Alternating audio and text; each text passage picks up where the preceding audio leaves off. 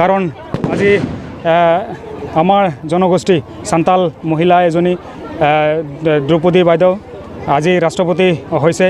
তো আজি আমি একদম অন্তৰৰ পৰা খুচি আছোঁ, কাৰণ আজি ভাৰত স্বাধীন হোৱাৰ পিছত আমাৰ জনগোষ্ঠীৰ মানুহ আজি প্ৰথমবাৰৰ কাৰণে এজনী ৰাষ্ট্ৰপতি হ'বলৈ গৈ আছে বা হৈছে।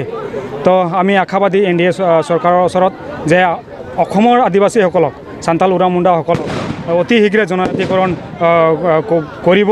আৰু আমি এপিল কৰি আছোঁ, আমি দাবী কৰি আছোঁ NDA চৰকাৰৰ ওচৰত, অসম BJP চৰকাৰৰ ওচৰত, যাতে অতি শীঘ্ৰে অসমৰ আদিবাসীসকলক সান্তাল উৰাও মুণ্ডাসকলক অতি শীঘ্ৰে জনজাতিকৰণ কৰি দিয়ে।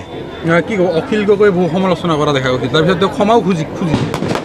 অখিল গগৈ আজিৰ দিনত এনেকুৱা এজন মানুহ হৈছে, সি যিকোনো এজন মানুহক মানে সমালোচনা কৰে, যিকোনো এটা পইণ্টত সমালোচনা কৰে। সমালোচনা নকৰিলে তাৰ শান্তি নহয়, তেনেকৈ আমাক লাগে। তো আমি অখিল গগৈ ডাঙৰীয়াক অনুৰোধ কৰিব বিচাৰিছোঁ বা ধিক্কাৰ জনাইছোঁ, যাতে তেনেকুৱা ধৰণৰ মন্তব্য ভৱিষ্যতত নিদিয়ে। কাৰণ এটা আদিবাসী জনগোষ্ঠীক সি বহুত অপমান কৰিছে, ক্ষমা খুজিছে, কিন্তু ভৱিষ্যতত যাতে অখিল গগৈ ডাঙৰীয়াই তেনেকুৱা ধৰণৰ মন্তব্য যাতে নিদিয়ে।